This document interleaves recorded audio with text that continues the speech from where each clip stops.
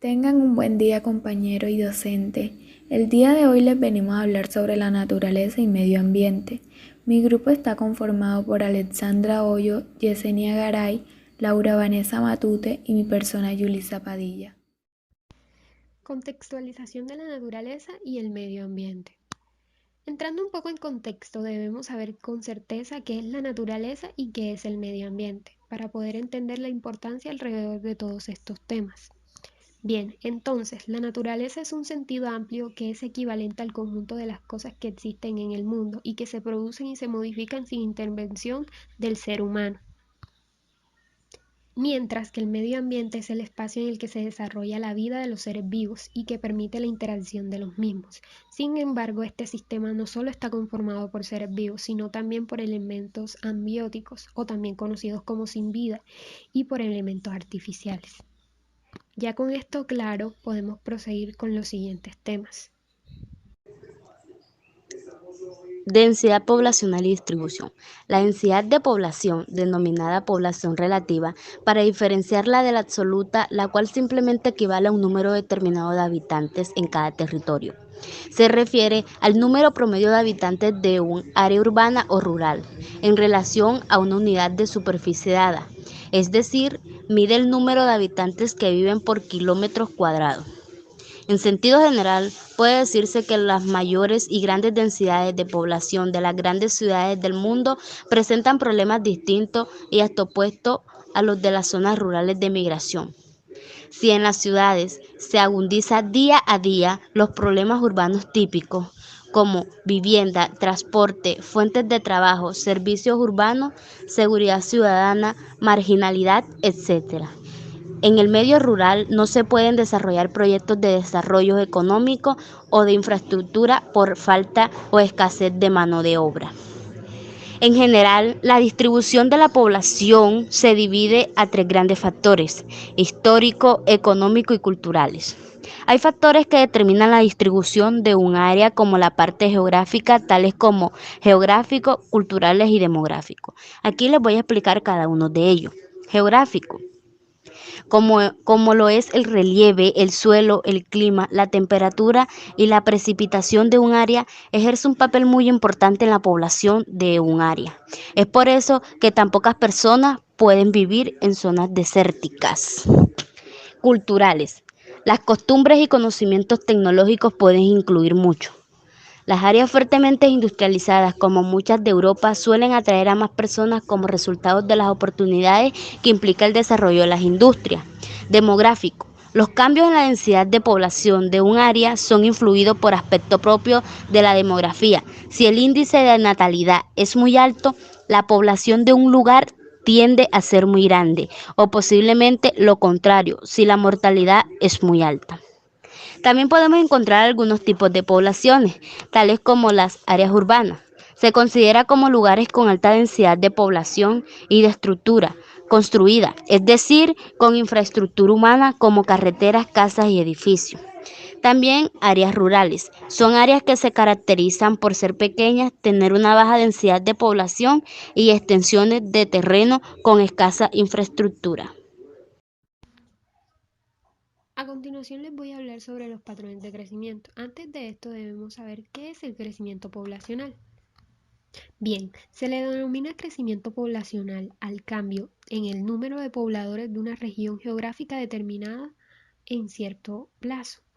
Esta se suele utilizar como término para hablar mayormente de humanos, pero también puede emplearse o utilizarse en el estudio de poblaciones animales por parte de la ecología y la biología. El crecimiento poblacional es entonces el incremento, si es positivo, el decrecimiento, si es negativo, en el número total de individuos a lo largo de un lapso de tiempo establecido. Entonces, bien, con esto claro podemos hablar concretamente sobre los patrones de crecimiento, los cuales son el resultado de estudios poblacionales sobre el ritmo de crecimiento. Siendo un poco más específico, se refiere al tipo de gráfica que representa la tasa de crecimiento de una población. Es así que podemos encontrar curvas con crecimiento sigmoideo, exponencial o decreciente, determinadas tanto por el potencial biótico de su interacción con la resistencia ambiental como con la capacidad de carga que representa la cantidad promedio de individuos que coexisten cuando la curva de crecimiento se encuentra en una fase de equilibrio normal. También se puede definir la capacidad de carga como el número máximo de individuos de un medio determinado que puede soportar. Cabe decir que el desarrollo de esta curva posee diferentes etapas, siendo representada en un número de individuos por unidad de tiempo y con respecto a los ciclos biológicos característicos de cada especie. Como punto a resaltar tenemos las curvas de supervivencia. Cabe decir que la supervivencia es la probabilidad que tiene al nacer un individuo en una población para alcanzar cierta edad. Es así que la probabilidad de crecer va desde 1 para los individuos nacidos vivos, obviamente, hasta hacerse 0, que es la edad máxima de la especie. Al representar gráficamente el valor de la supervivencia frente al tiempo, es decir, la edad alcanzada, se obtiene la curva de supervivencia para la población. En general, la curva de supervivencia se ajusta más o menos a 3 modelos, tipo 1, tipo 2 y tipo 3.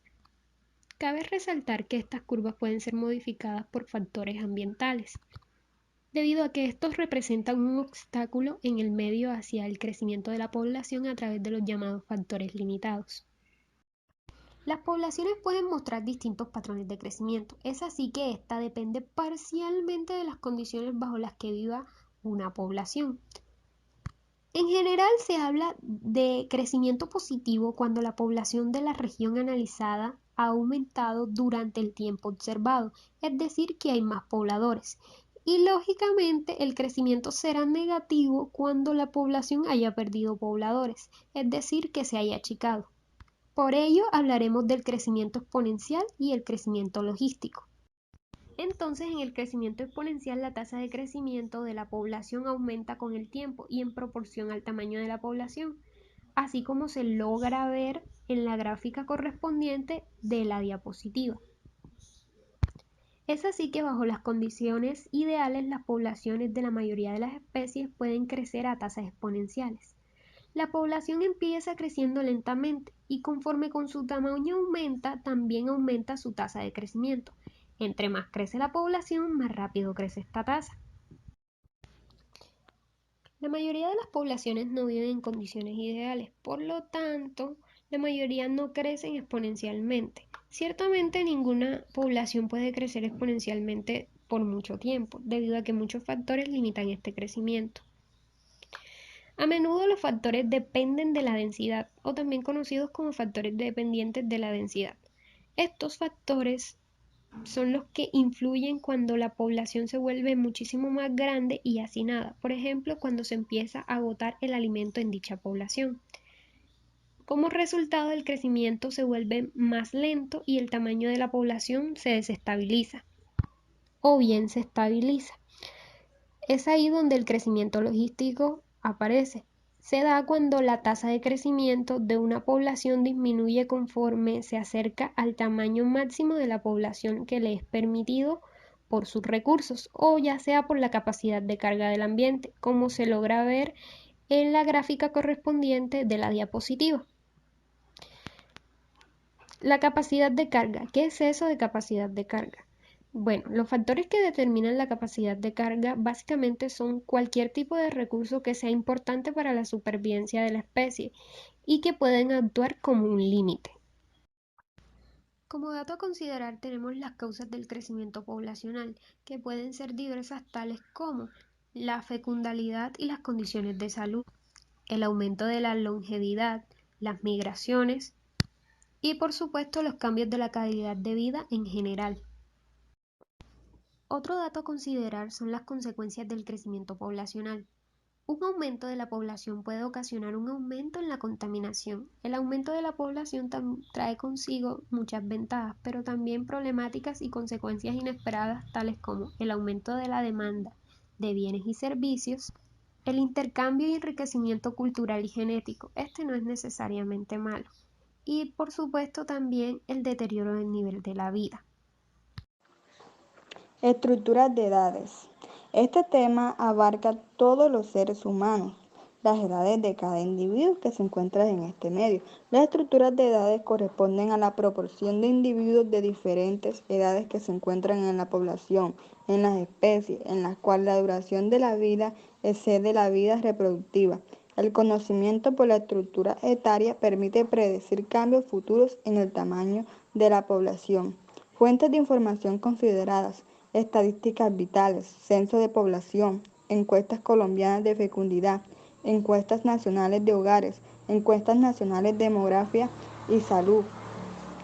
¿Cómo se puede valorar o cómo se puede mostrar las estructuras de edades en una pirámide poblacional tradicional? Estos son gráficos que se basan en valores relativos para mostrar los datos en porcentaje de la población de una localidad o en el país. Estrategias reproductivas. Las estrategias reproductivas son aquellas actividades o conductas culturales que se asocian directa o indirectamente al crecimiento o desarrollo de las poblaciones u especies. Estas estrategias carecen de gran importancia ya que esta garantiza el crecimiento de las multitudes. Para ser más concreto, es el proceso en el cual se forman nuevos individuos a partir de los ya existentes. En la naturaleza existen dos estrategias reproductivas, que son la sexual y la asexual. La reproducción sexual es todo proceso de generación de un individuo nuevo que involucra a dos individuos de la misma especie pero distintos sexos. En la sexual, el organismo se reproduce sin necesidad de buscar pareja. Actualmente se describen dos estrategias reproductivas básicas. Estas son las pródigas, que se denominan como R, y las prudentes, que son denominadas como K. La estrategia R consiste en la capacidad de producir un gran número de descendientes, aunque una proporción alta de ellos no logre sobrevivir. Esta estrategia resulta exitosa en especies que presentan ciclos de vida cortos y crecimiento rápido. La estrategia K se caracteriza por la producción de un número bajo de descendientes con una proporción alta de sobrevivientes. En general, esta estrategia se observa en poblaciones de organismos que presenten mayor longevidad, es decir, una duración de vida más larga, y además carecen de un crecimiento lento. La reproducción temprana o tardía puede ejercer una gran influencia en la tasa de crecimiento de la población. Pongamos de ejemplo una paloma y una mosca. La paloma pone alrededor de 3 huevos, en cambio la mosca pone miles de huevitos. Ambas estrategias tienen sus ventajas y desventajas. De la cría de la paloma pueden lograr a sobrevivir una o dos de ellas. En cambio, la mayoría de las crías de la mosca mueren o no logran a tener descendientes. En este caso, la estrategia de reproducción de la mosca es R y la de la paloma es K. Finalmente, la reproducción se da con la finalidad de perpetuar las especies.